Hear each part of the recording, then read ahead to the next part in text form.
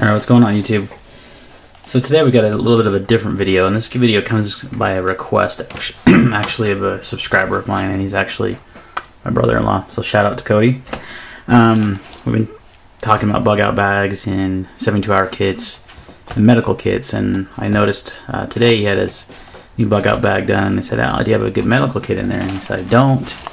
I need some recommendations." So that's what this video is for. This is a recommendation for a container, or a in this case it's like a pouch for your medical kit, and then kind of what to put in it. And again, I'm not an expert. I do have some some first aid training when I was in college. I'm not certified anymore, so I could definitely use some pointers myself. But these are some things that when we were in school, we had to develop a trauma kit basically, and had some pretty intensive stuff in there. And I do have that in my house, so I've kind of incorporated that into my bug out kit. So what I've got here is the Condor EMT pouch, just a basic pouch, and I need to get a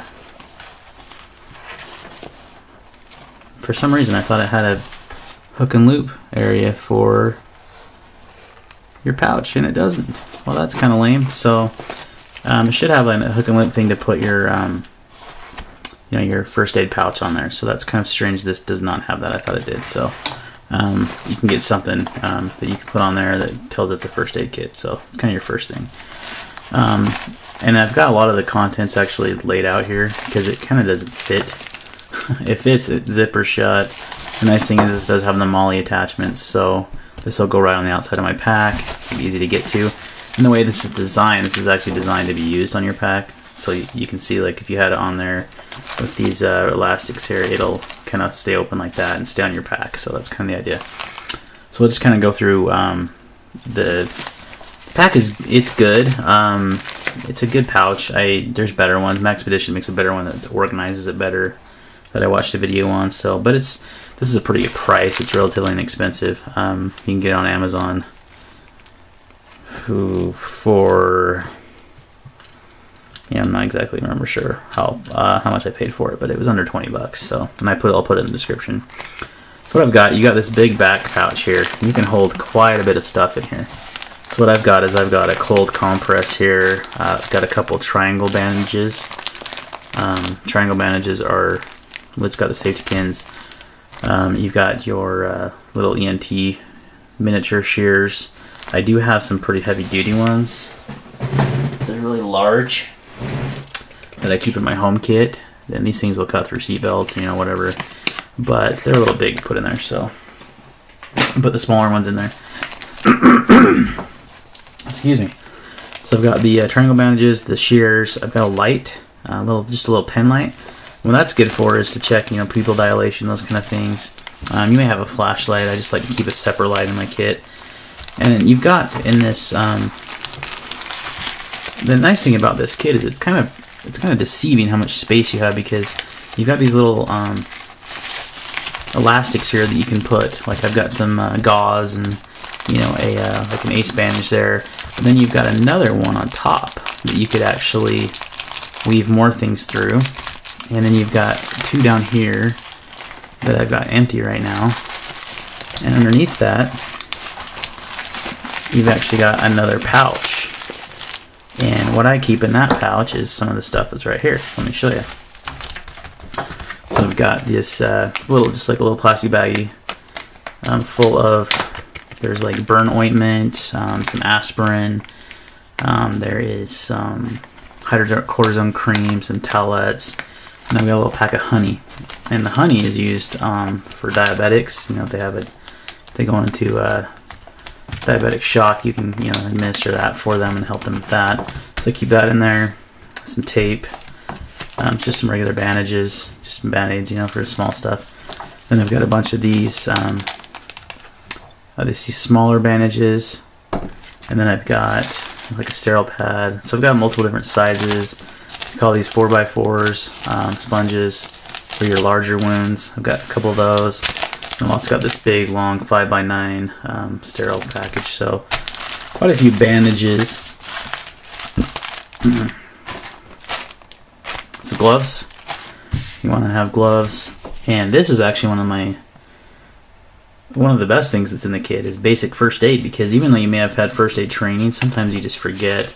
And this is a nice book to have with you in case you need to do something you've never done before, or if you, you know, need a refresher, something to read up on. I mean, it gives you all kinds of different things for, you know, breathing resuscitation, for basic first aid, for wound care, you know, bleeding control, those kind of things. So, really good thing to have. If you got a first aid kit, get yourself like a little manual like this. This thing's probably really old, but it's still, you know, got good information in there. So, definitely have that in your kit. And I keep a bottle of pills, and this is just, you know, it's labeled on the outside, and it says a bunch of different things that may not make sense to you, but what it is basically, because this goes in my bug out 72-hour kit, it's got enough medications that my family takes, and they're all individually bagged in these little teeny baggies that are in there. So you've got little, I've got some medications we take, like I have my ulcer medication. My wife has thyroid medication, motion sickness pills, you know, Tums for antacids, sleeping pills, which could be, you know, helpful, all kinds of good stuff in there. So definitely a good idea to have medications and a, you know, decent supply of those in your first aid kit. A few things that I'm missing that I'd like to add are quick clot. Definitely need to get some of that, or some Celox, similar stuff. An Israeli bandage. I've seen that in a lot of kits in case you have a pretty severe trauma you need to treat. A chest seal, excuse me, is a good thing to have in case of a chest wound. That's like a puncture wound that may, you know, go in and out, or, you know, some sort of puncture wound. It's good to have.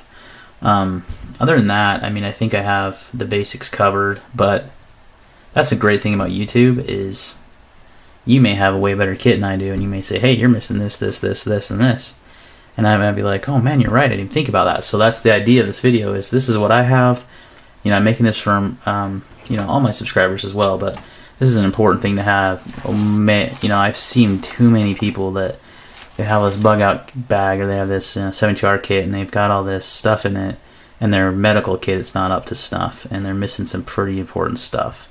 So I'm missing the quick clot, which is a really important thing to have, and a few other things that may or may not be necessary, but you definitely want to have lots of gauze, bandages, and medications, you know, and then having something like this could be a lifesaver, you know, knowing how to do first aid. If you maybe the first aid needs to be performed on you, and you're not conscious enough to tell someone how to do something if you're experienced.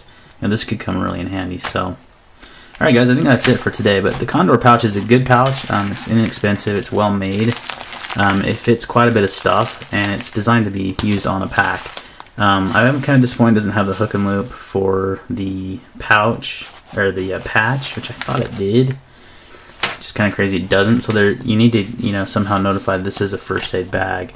They do make a red one, which might be a better choice. I went the black thinking I could just throw a patch on there, but it doesn't have the hook and loop. And yeah, it's a pretty well made pouch. Like I said, there's a lot of options out there, but this is compact enough, and it'll fit quite a bit of stuff. You don't need to haul around a huge, you know, plastic kit or whatever. You can attach this to your pack. I actually keep this in my car at all times. And then if I needed to bug out or need to leave, I could just simply attach this to my my bag. So, all right, guys, I think that's going to be it for today. Just a quick view of a new EDC I've been messing around with, the SE Zenkudo. Pretty cool little knife. It's definitely small, but I'm digging it so far. And yeah, I think that's it for tonight. So we'll catch you on the next video.